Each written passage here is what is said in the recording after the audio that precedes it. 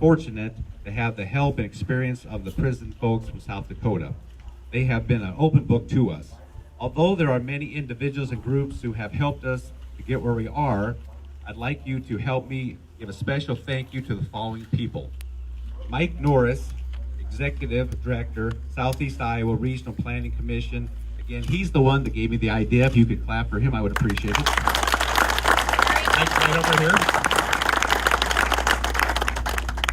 Rick Hunsaker, he's the Executive Director, Region 12 Development Corporation Incorporated and Housing Incorporated.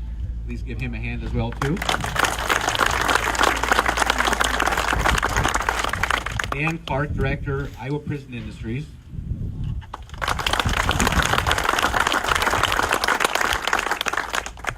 John Murphy and Carl Lingen, they're lobbyists for the Council of Governments.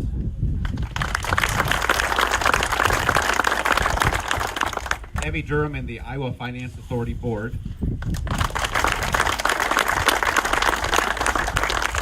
The Governor's Housing Project of South Dakota. We have some different people here. Joining us today, we have Rebecca Steifer, South Dakota DOC Associate Warden.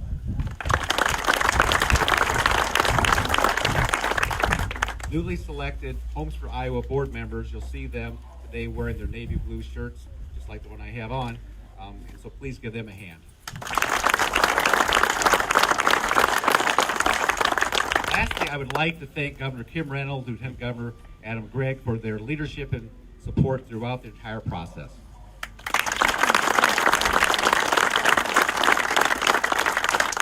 We have begun a great program here. I am confident that the three main benefits of the Home for Iowa will be recidivism reduction. According to South Dakota statistics, we can expect a decline of about 30 to 35% because of participation in our program. Skills. Our participating inmates will be learning high-demand skills that will allow them to become contributing members of society once they are released. Skills that businesses desperately need.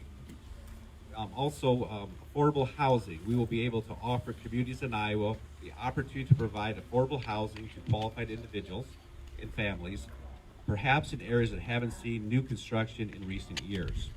Most importantly, though, I truly believe that our program will give hope to the different prisoners and hope that basically they can succeed in life, and the likelihood of staying out of prison is very powerful. So which is a powerful thing, is to give all the prisoners hope.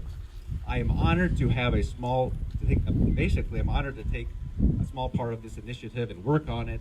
Although I want to tell you something, all the things that I've worked on, this was a big team effort, and I just feel really proud of that fact.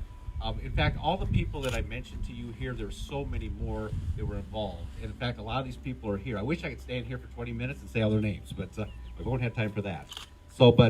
And now, it's also my honor to introduce to you today, Governor Kim Reynolds.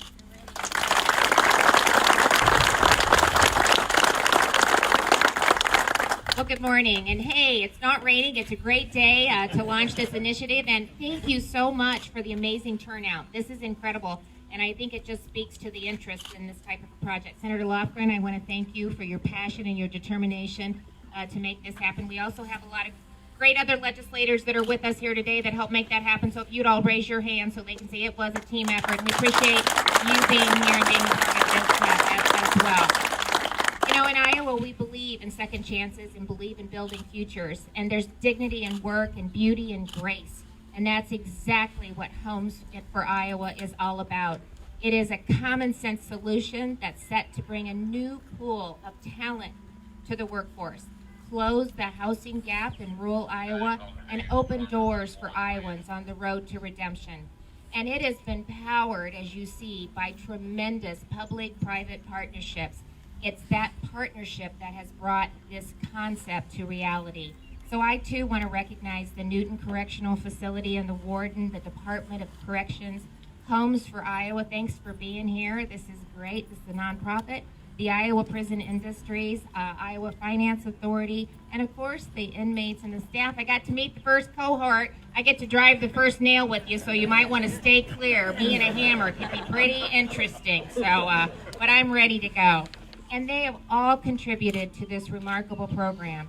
It is a tremendous example of what's possible when a shared vision meets passion and ambition. From a horse barn that's found a new life as a classroom to the in-demand skills that inmates will learn within these walls to help them prepare for fulfilling careers outside.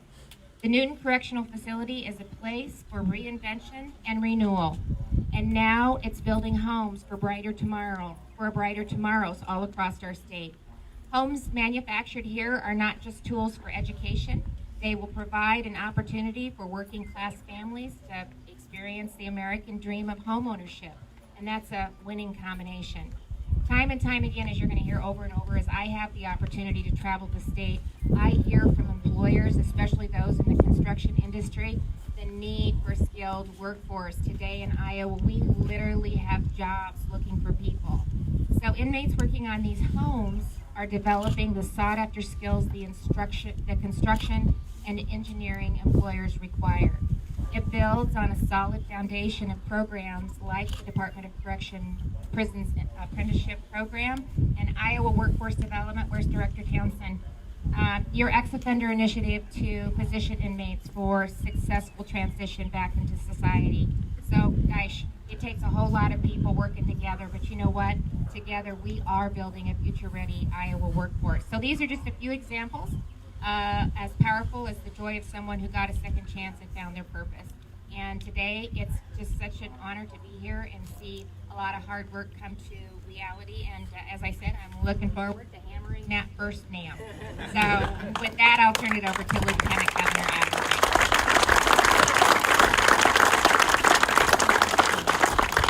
Well, thank you, Governor. It's an honor to be here with you today. It's an honor to serve you in the role of Lieutenant Governor, and it's an honor to be here to celebrate with all of you here. I want to say thank you to Beth Skinner and the Iowa Department of Corrections for inviting us to the facility here today, and to express my extreme gratitude and appreciation to the Newton Correctional Facility, Iowa Prison Industries, the Iowa Finance Authority for all their work in bringing about Homes for Iowa. As Senator Lofton said, it truly was a team effort. This is a partnership that I believe will truly change lives for Iowans that seek a second chance, and possibly generational change for their families when the offenders in this program transition back into their communities. You may be aware that last year Governor Reynolds tasked me with co-chairing the Governor's Empower Rural Iowa initiative. We had 3 task forces: Investing in Rural Iowa Task Force, Growing Rural Iowa, and Connecting Rural Iowa Task Forces. And they were filled with leaders from all throughout rural Iowa. And one of the issues that we touched on in those conversations was rural housing.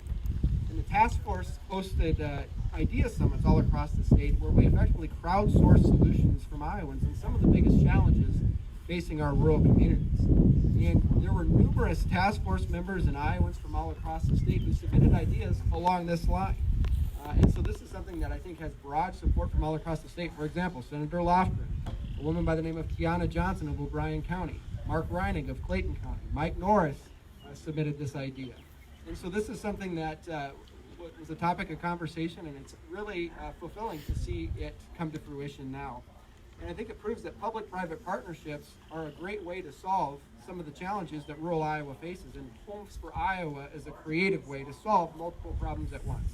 It will help close the gap in our workforce, transition offenders back into society, and move the needle on Iowa's rural housing shortage. And that's a win-win-win if I've ever seen one. To the participants in the program here today, thank you for being a part of this incredible effort. There's value in work, and I hope as each of you go through this program that you find the pride that only work can provide.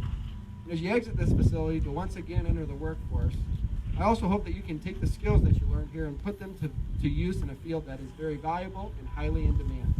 Again, thank you for having us here today, and look forward to being part of this ceremony.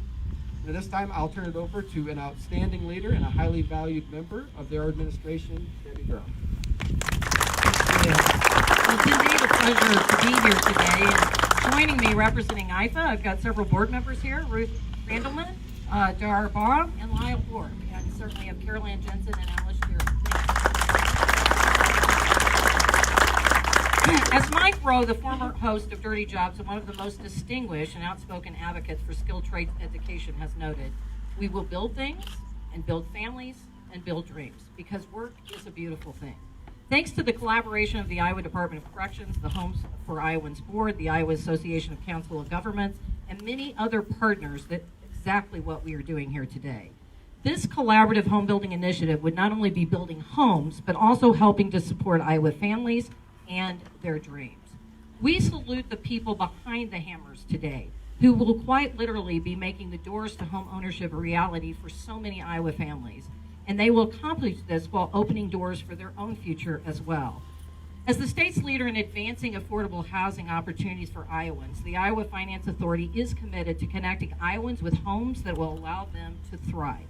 I can't think of a more fitting initiative to support than this partnership, which will provide more opportunities for home buyers to purchase a home, a larger pipeline of skilled workers, and quality employment opportunities for ex-offenders. That's why the Iowa Finance Authority is proud to have awarded Homes for Iowans $1.2 million to assist in the construction of the first 20 homes that will soon be underway at this location. And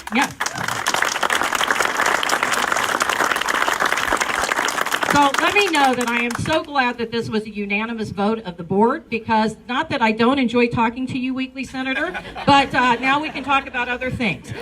So nail by nail and board by board, the construction of these homes will be giving life to dreams. So therefore, on behalf of the Iowa Finance Authority Board of Directors and everyone at IFA, I extend our hearty congratulations to the project team and the long list of partners. We certainly look forward to watching these new beginnings unfold. So thank you. And so now it is my pleasure to introduce our new director, Beth Skinner, director of the Department of Corrections, and I couldn't be happier. So thank you everyone. And first and foremost, what an absolute honor to be here and to see all you here today. This is a dream in the making. But first of all, I'd like to thank the governor and lieutenant governor for being here, and their support is absolutely critical in this. Our policymakers, all the guests, stakeholders, and members of the media today. I just want to make a caveat, though. I'm bad with a hammer, too, so I think Governor Reynolds and I probably should be separated by some person in between. But again, thank you for being here and believing in this vision. This project is so important to us. If you take a look around, because in about a year from now, it's going to look slightly different here at this site. This project is going to transform this location, and I think it's going to transform many lives for the better. So if you were to ask 100 people the purpose of the correctional system, I think people would have very different answers. Some would say it's to incarcerate, a deprivation of freedom as a penalty for having broken the law. Some people would say rehabilitate, to make a person better than when they came in. They refrain from future violations and laws. But personally, for a long time, I have been under the belief that these two concepts are not mutually exclusive. And in Iowa corrections, they are not. The official launch today is just the latest example of how we can safely incarcerate and provide the work skills necessary that make it possible to rehabilitate. This project offers more than any one thing. To those Iowans who seek new, quality, affordable housing that we haven't seen perhaps in decades, it offers shelter. Those that wonder if instead of prisons, it's places of warehousing and incapacitation, we would start creating a pipeline of skilled talent, ready for a job site and employees willing to give them a second chance. It offers hope. And to those that made a wrong choice in the past and are willing to work on building something good, both physically out here and within, it offers the promise of redemption. There are a few projects that offer so much promise in all one simple concept. I'm lucky to be a part of this today, and I thank you all for being a part of it too. Thank you.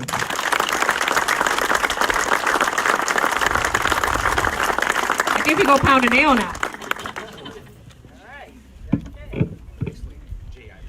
Oh, no, I'm sorry. Oh, Jay, sorry. No, go away. Governor Reynolds and I are excited to hit nails, so we'll go ahead and... Jay? There you go. All right. Thank you, Jay. Yeah.